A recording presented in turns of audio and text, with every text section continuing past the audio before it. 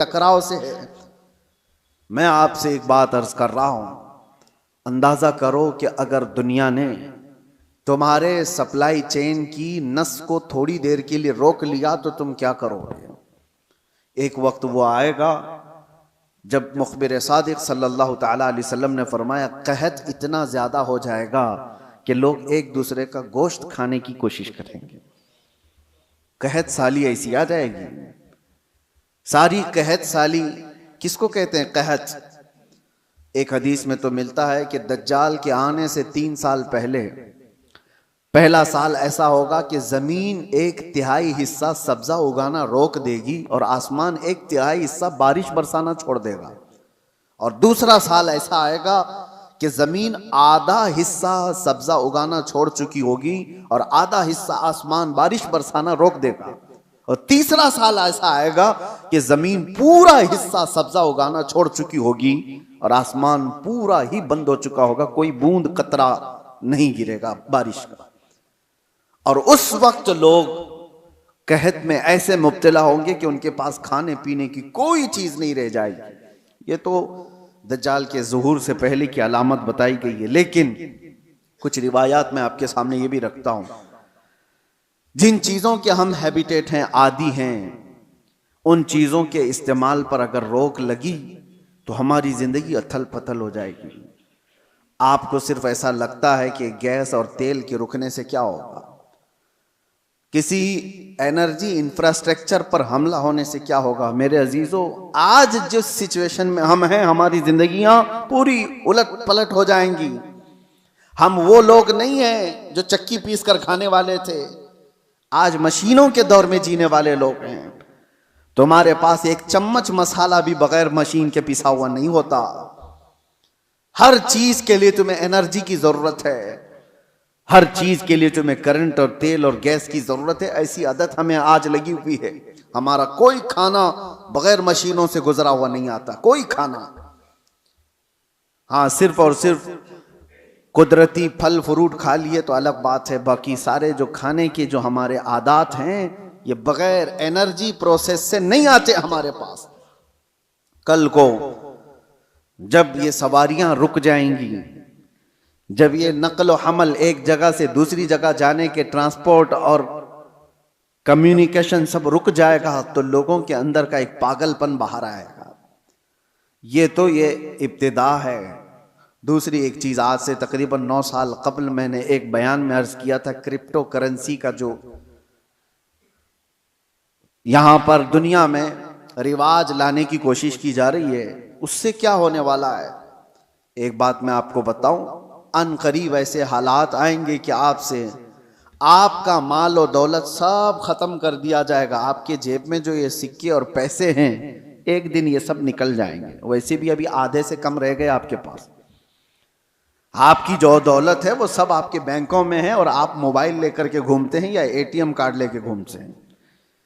आपको बैंक ने सिर्फ इतना बताया, इतने डिजिट हैं आपके पास पैसे। आपको भी यकीन है 10 लाख रुपए आपने बैंक में जमा किए और 10 लाख का डिजिट आपको बैंक ने दे दिया आपके मोबाइल के मैसेज पर, और आपको यकीन है मेरे पास 10 लाख हैं। पकड़ने में कुछ भी नहीं आपके पास, और ना ही रोज जाकर के आप बैंक का मुशाहिदा कर रहे हैं कि मेरे जो नोट दिया था वो है कि नहीं है कि नहीं है। आपको उससे कोई मतलब नहीं।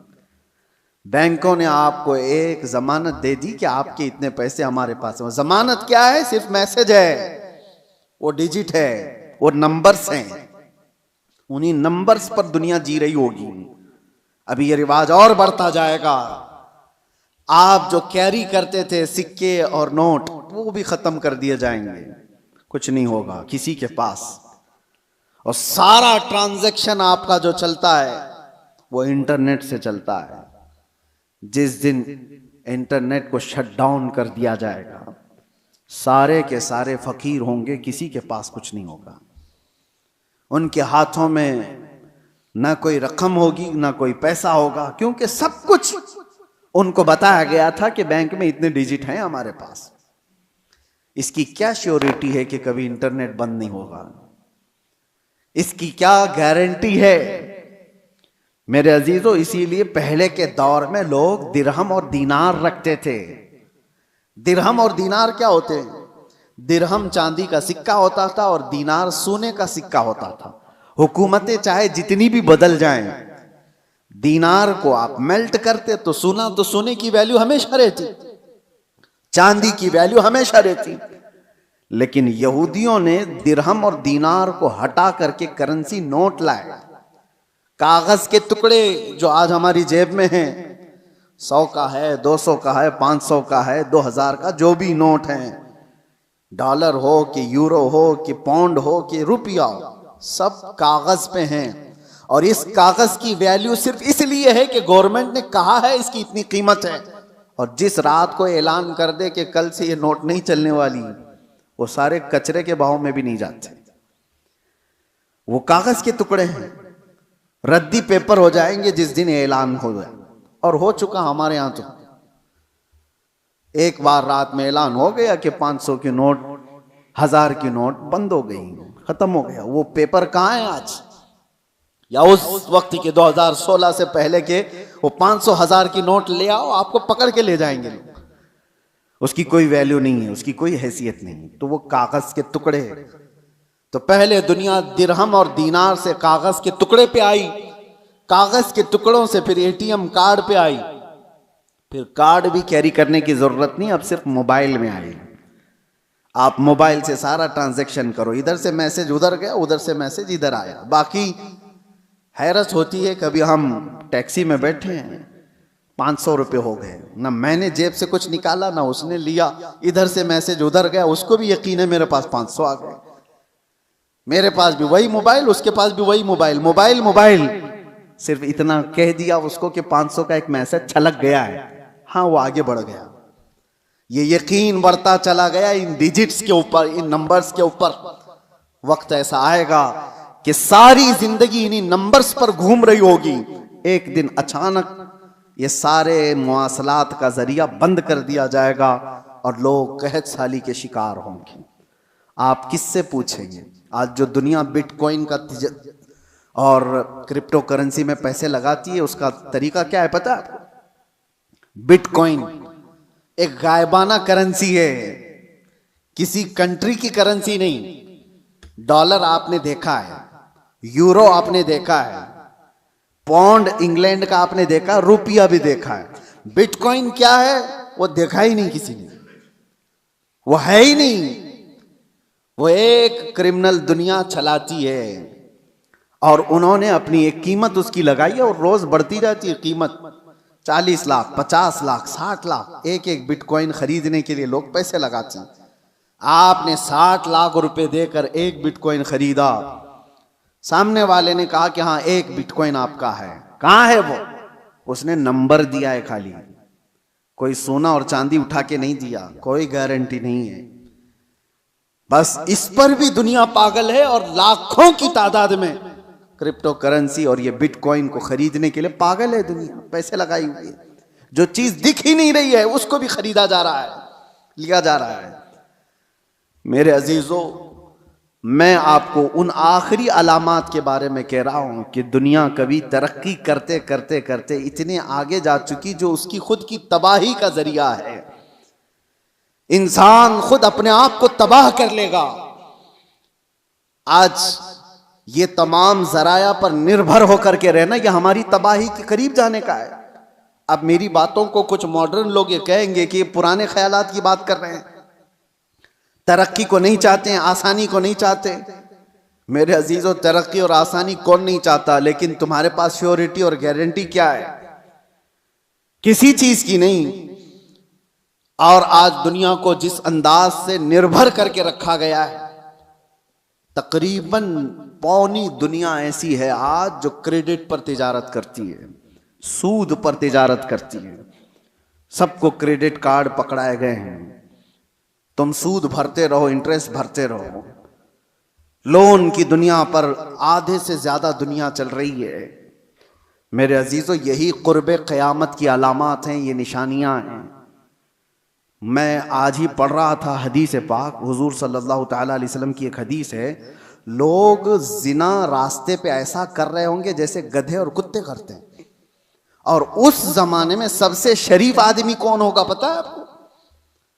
जिना कर रहे होंगे लोग नंगे होकर के, उनमें सबसे शरीफ आदमी वो होगा जो ये कहेगा कि भाई थोड़ा दीवार के पीछे चले जाओ। वो सिर्फ इतना कहने वाला उस जमाने का सबसे शरीफ आदमी होगा। जो गुनाह कर रहा है उनसे सिर्फ वो इतना कहेगा कि दीवार के पीछे चले जाओ, इतना कहने वाला उस जमाने का शरीफ आदमी होगा। वो जमाना करीब है मेरे अजीजों। और यहां तक कि ईमान वालों को लोग ताना मार रहे होंगे, इसको देखो ये मुसलमान है, इसको देखो, ऐसे ताना मार रहे होंगे जैसे चोरों को ताना मारा जाता है। ईमान पर जिंदा रहना और कायम रहना एक बड़ा मुश्किल हो जाएगा। आज आपके सामने मैं ये सारी बातें इसलिए रख रहा हूं कि हम कब्रिस्तान की तरफ से गुजरेंगे तो ये एहसास करेंगे जो कब्र में सोया है वो कितना महफूज है, काश उसकी जगह मैं होता। हुजूर ने फरमाया, हदीस है ये, क़यामत के करीब तुम कब्रिस्तान से गुजरोगे तो ये तमन्ना करोगे कि कब्र में सोया हुआ आदमी कितना अच्छा है कि वो मुझसे पहले दुनिया में फितनों से महफूज चला गया। आज ये सारे फितने वो नहीं देख रहा है। एक बात आप याद रख लेना, ये जंगों के हालात दुनिया को अभी बदल के रखने वाले हैं। अगले साल तक अल्लाह ने अगर जिंदगी दी तो देखना दुनिया का नक्शा बदल चुका होगा, जीने के अंदाज बदल चुके होंगे, बहुत सारी नई चीजें आपको सुनने में आएंगी और देखने को मिलेंगी, तौर तरीके बदल चुके होंगे। अचानक होने वाले हालात पूरी दुनिया को एकसर बदल कर रखेंगे। इसलिए हर घड़ी आप एक्टिव रहो कि ईमान के साथ दुनिया से जाना है। इन फितनों के दौर में हर घड़ी आप अपने ईमान की हिफाजत की फिक्र करो। अब जो दौर आ रहा है इससे खतरनाक दौर दुनिया की इब्तिदा से लेकर अब तक नहीं आया, कभी नहीं। इससे ज्यादा खतरनाक दौर कभी पहले नहीं आया। जो आने वाला है वो दज्जाल के ज़हूर का जमाना है। नबी अकरम सल्लल्लाहु अलैहि वसल्लम ने फरमाया, रुए जमीन पर सबसे बड़ा फितना होगा दुनिया का। और नबी आखिरुज़्ज़मा खुद दुआ करते थे अल्लाह की बारगाह में कि अल्लाह मुझे दज्जाल की फितनों से महफूज रख। तो सैयदुल अंबिया जिसकी दुआ करके पनाह मांगते हो, हमारा हशर क्या होगा, हमारा हाल क्या होगा। जिसको बचने की फिक्र होगी अल्लाह उसकी हिफाजत करेगा। जो बचने की फिक्र ही नहीं करता हो, खौफ ही ना हो उसके दिल के अंदर, फिर तो वो खत्म हो जाएगा।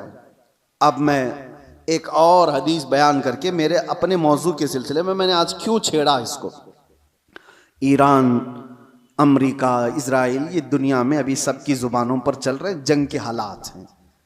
इस दौरान मैंने हदीस ये पढ़ा कि दज्जाल के जाहिर होने का वक्त जो है वो अल्लाह बेहतर जाने, लेकिन जो जगह है नबी पाक सल्लल्लाहु अलैहि वसल्लम ने फरमाया वो भी ईरान की तरफ से ही जाहिर हो।